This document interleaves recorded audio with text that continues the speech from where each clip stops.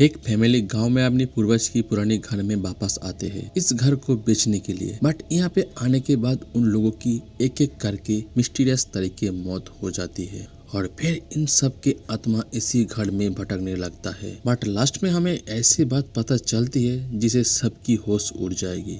तो क्या है वो बात, जानने के लिए इस वीडियो को देखते रहो। सो हेलो फ्रेंड्स, आज मैं एक मराठी हॉरर सीरीज अंदर माया की स्टोरी को शॉर्ट में एक्सप्लेन करूंगा।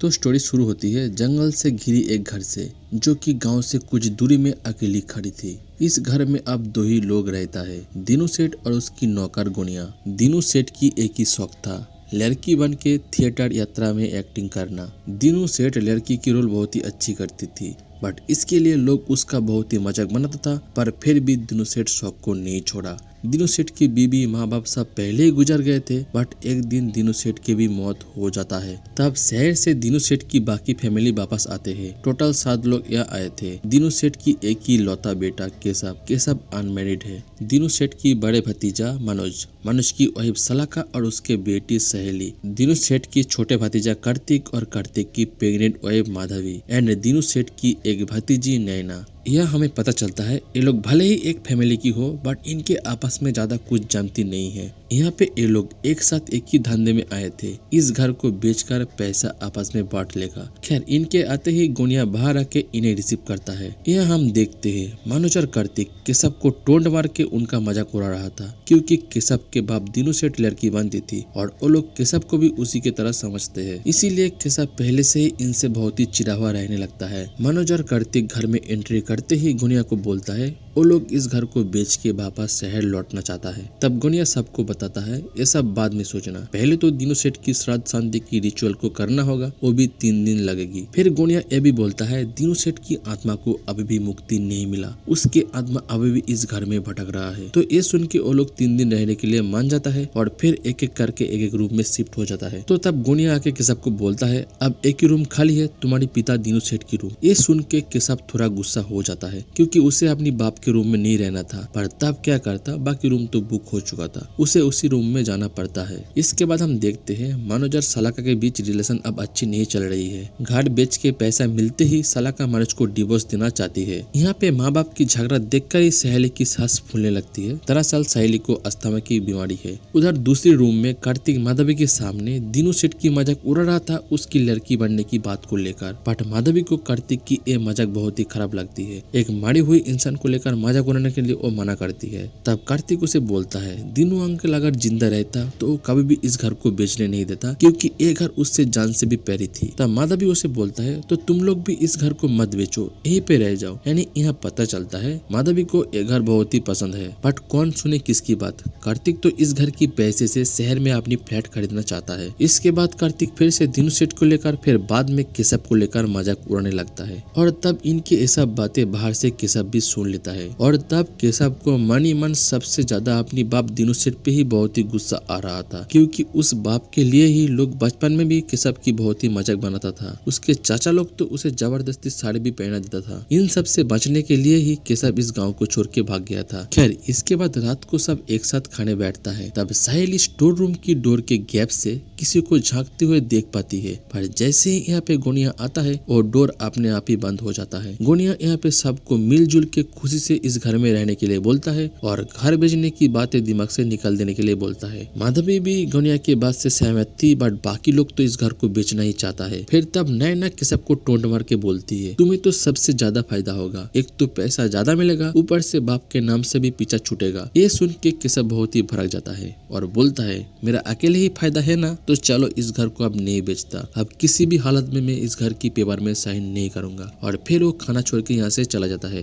तब कार्तिक और मनोज भी उसके पीछे चिल्लाते हुए जाता है। इसके बाद गहरी रात को नैना को किसी बच्चे की रोने की आवाज आती है और तब वो देखने के लिए रूम से बाहर जाती है। तब उस स्टोर रूम से वो आवाज आ रहा था। नैना उसी तरफ जा रही थी और तभी यहाँ पे गुनिया आ जाते हैं और नैना को बोलता है वो दीनू सेठ की आत्मा रो रहा है। और ये बात सुन के नैना अपने रूम में वापस चली जाती है। बट फिर हम देखते हैं गुनिया उस स्टोर रूम में जाके एक छोटे लड़के को चुपचाप रहने के लिए बोलता है। इसके बाद अगले दिन मनोज और कार्तिक फिर से केशव से पूछता है तू साइन करेगा या नहीं। केशव फिर से बोलता है वो साइन नहीं करेगा। तो यहाँ पे इन इनके हाथापाई शुरू हो जाता है। बट तभी घर के अंदर से सहेली की चीखने की आवाज आती है और तब सब लोग भागते हुए घर के अंदर जाते हैं। फिर सहेली स्टोर रूम की खिड़की की तरफ दिखा के बोलती है बाहर से कोई छोटा लड़का उसे झांक के देख रहा था। बट अभी वहाँ पे कोई भी नहीं था तो सब लोग इस सहेली की बहम समझ के वापस चला जाता है। बट फिर हम एक छोटे लड़के को खिड़की से बाहर देख पाते हैं। इसके बाद गोनिया एक कुएं को दिखाकर नैना को बोलता है इसी कुएं के अंदर कूद के दीनू सेठ ने अपनी जान ली थी। और ये बताते हुए गोनिया बहुत ही दुखी हो जाता है। तभी यहाँ पे एक फ्लैशबैक दिखाया जाता है कि एक दिन शो के टाइम दीनू सेठ पे एक हवसी आदमी की नजर पड़ता है और शो के बाद वही आदमी दीनू सेठ को जबरदस्ती करने लगता है और इस अपमान को दीनू सेठ सह नहीं पाई और घर में आके वो इस कुएं में कूद के खुदकुशी कर लिया।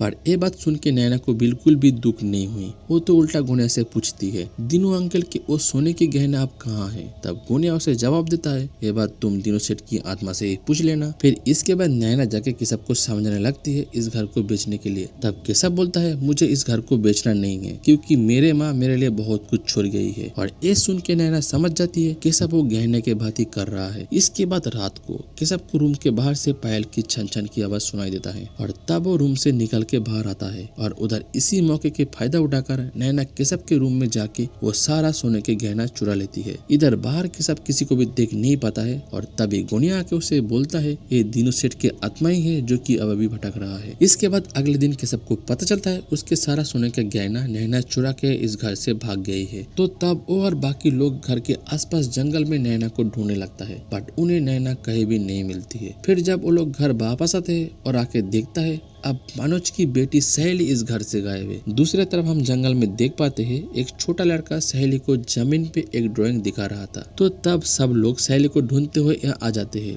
और आके देखता है यहाँ पे सहेली अकेली बैठी है। सहेली उन्हें उस छोटे लड़के के बारे में बोलती है बट तब गुनिया उसे बोलता है वो कोई भूत या आत्मा होगा, जल्दी से यहाँ से घर वापस चलो। तो तब सब लोग यहाँ से घर वापस आ जाते हैं। इसके बाद गुनिया केशव से पूछता है तुम इस घर को नहीं बेचोगे ना? तब केशव उसे बोलता है वो घर तो नहीं बेचेगा पर वो इस घर में भी नहीं रहेगा। और ये सुन के भी गुनिया बहुत ही दुखी हो जाता है क्योंकि कोई भी इस घर में रहना नहीं चाहता। खैर इसके बाद हम सलाका और मनोज के बीच झगड़ा होते देख पाते हैं। सलाका अब इस घर में रहना नहीं चाहती है क्योंकि केशव तो अब इस घर को बेचना नहीं चाहता है तो फालतू में इस घर में रहने की क्या फायदा। तब मनोज उसे और कुछ दिन यहाँ पे रहने के लिए समझा रहा था बट सलाका नहीं मानती। तब वो लोग इस घर से जाने के लिए रेडी हो जाता है बट तभी अचानक इस घर की एक बड़ा सा खंबा सलाका और मनोज के ऊपर गिर जाते हैं और यहीं पे दोनों की स्पॉट डेट हो जाते हैं। और ये देखकर सहेली बहुत ही रोने लगती है। फिर बाकी सब मिल के उन दोनों की क्रियाक्रम करता है और यहाँ पे हमें जंगल में उसी ड्राइंग को दिखाता है जो वो लड़का सहेली को दिखा रहा था। उसमें एक कपल के ऊपर ऐसे ही एक खंबा गिरने की ड्राइंग बनाया था यानी उस छोटे लड़के को पहले से ही पता चल गया था यहाँ पे क्या घटना घटने वाली है। इसके बाद सहेली को कार्तिक और माधवी अपने पास रखती है। फिर रात को सहेली उस छोटे लड़के को फिर से देखता है और उसके पीछा करने लगती है बट तभी गुनिया आके सहेली को एक रूम के तरफ दिखाता है और उस रूम के तरफ सहेली अपनी माँ बाप को देख पाते हैं और वो भागते हुए उनके पास जाती है। पर तभी सहेली को याद आती है उनके माँ बाप तो मर चुके थे यानी ये दोनों उनकी आत्मा है। और तब उन्हें देखकर सहेली यहाँ पे डर के बेहोश हो जाती है। इसके बाद फिर अगले दिन केशव गुनिया को बोलता है वो और अब इस घर में नहीं रहेगा, वापस जाना चाहता है। और ये सुन के गुनिया उसे इसी घर में रह जाने के लिए बोलता है पर केशव उनके बात नहीं मानता। फिर रात को केशव फिर से घर के बाहर से पायल की आवाज सुनता है और अब वो काफी गुस्सा में था। वो तब बाहर आके देखता है कोई साड़ी पहनकर पैर में पायल डाल के कुएं की तरफ जा रहा था और तब केशव को लगता है ये उसके बाप की ही आत्मा है। और केशव अपने बाप को बहुत ही नफरत करता था इसीलिए उसे गाली देने लगता है और बोलता है ऐसे ही अगर परेशान करोगे तो तुम्हें फिर से कुएं में धक्का दे दूंगा। और फिर वो उसे जैसे धक्का देने के लिए कुएं के पास जाता है तब वो हट जाता है और केशव खुद ही उस कुएं में गिर जाता है और पानी में डूब के केशव की मौत हो जाता है। और तभी यहाँ पे एक राज खुलता है कि वो कोई दीनू सेठ की आत्मा नहीं था, वो तो गुनिया खुद था जो कि लड़की बन के केशव को चकमा दे रहा था और उसे कुएं में गिरा के मार भी दिया। सलाका और मनोज को भी उसने प्लान करके मारा था। दरअसल कोई भी अगर इस घर को छोड़ के जाने की सोचता है उसे ही गुनिया मार दे रहा था। यहाँ पे कार्तिक गुनिया को केशव को मारते हुए देख लिया था। तब कार्तिक बहुत ही डर जाता है और वो भाग के रूम में जाके माधवी को बोलता है वो लोग और इस घर में नहीं रह सकता क्योंकि उन्हें यहाँ पे खतरा है। बट माधवी को कुछ भी समझ में नहीं आ रही। तब कार्तिक उसे बोलता है मैं पहले सहेली को ढूंढ के लाता हूँ जो कि अब इस घर में नहीं था। तब तक माधवी को इस रूम की डोर को बंद करके रहने के लिए बोलता है। गुनिया भी आए तब भी डोर मत खोलना। ये सुन के माधवी हक्का बक्का रह जाती है। कार्तिक जंगल के तरफ सहेली को ढूंढने जाता है और उसे सहेली मिल भी जाती है, पर उसकी अब सांस फूल रही थी और उसके पास वो इनहेलर भी नहीं था। तब हम उस इनहेलर को गुनिया के पास देख पाते हैं और इधर सांस फूल के सहेली की भी मौत हो जाती है और ये देखकर कार्तिक बहुत ही दुखी हो जाता है। तभी गुनिया कार्तिक के पास आता है और कार्तिक उसे पूछता है, तुम इन लोगों को क्यों मार रहे हो? तब गुनिया उसे जवाब देता है, वो किसी को भी नहीं मार रहा है, वो तो सबको एक साथ कर रहा है यहाँ रहने के लिए। तब गुनिया उसे एक तरफ दिखाता है जहाँ पे मनोज, सलाका और सहेली की आत्मा खड़ी है और ये देखकर कार्तिक बहुत ही डर जाता है। तब गुनिया कार्तिक को बोलता है, अब तुम और तुम्हारी बीबी की बारी है।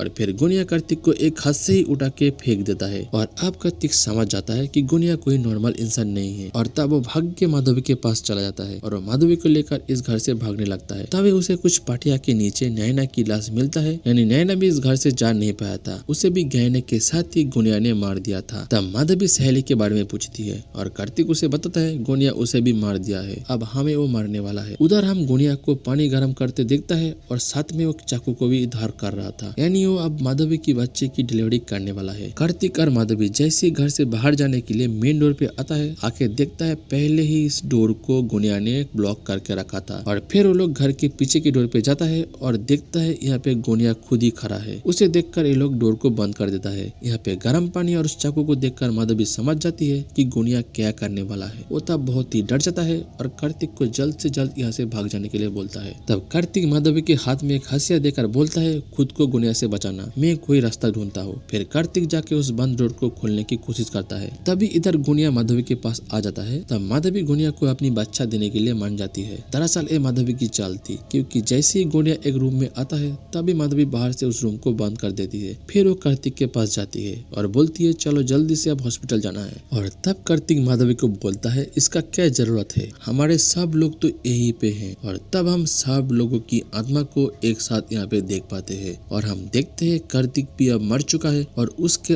आत्मा खड़ा था। और ये देखकर माधवी बहुत ही डर जाती है और बोलती है, मेरी बच्चे को कुछ मत करो। तभी गुनिया आके यहाँ पे बोलता है, उस बच्चे को कुछ भी नहीं होगा, क्योंकि उसके लिए ही तो ये सारा खेल चल रहा था। और तभी यहाँ पे हमारे सामने एक बहुत ही बड़ा राज खुलती है। यहाँ पे सिर्फ एक ही जिंदा इंसान है और वो भी वो छोटा बच्चा जिसे हम सब लोग भूत समझ रहे थे। बाकी सारे लोग 5-6 साल पहले इसी घर में आके गुनिया के हाथों इसी तरीके से मारा गया था, पर माधवी के बच्चे ही दीनू सेठ की पुनर्जन्म था, इसीलिए गुनिया उसे जिंदा रखा था और इसी घर में वो छोटा बच्चा पल रहा था एक भूत गुनिया के पास। और बाकी आत्मा को मुक्ति नहीं मिला था और वो लोग एक काल चक्र में फंस गया था और इसीलिए हर साल सेम डे पे इसी घर में सब लोग आते हैं और वही घटना को ये लोग दोबारा दोहराता है जो कि आज ये लोग दोहरा रहा था। और इसीलिए उस छोटे बच्चे को पहले से ही सब कुछ पता था क्या होने वाला है और यहीं पे ये सीरीज खत्म हो जाता है। सो फ्रेंड्स, आपको अगर ये वीडियो अच्छी लगी तो वीडियो को लाइक करो, अगले वीडियोस को देखने के लिए चैनल को सब्सक्राइब करो। Thank you.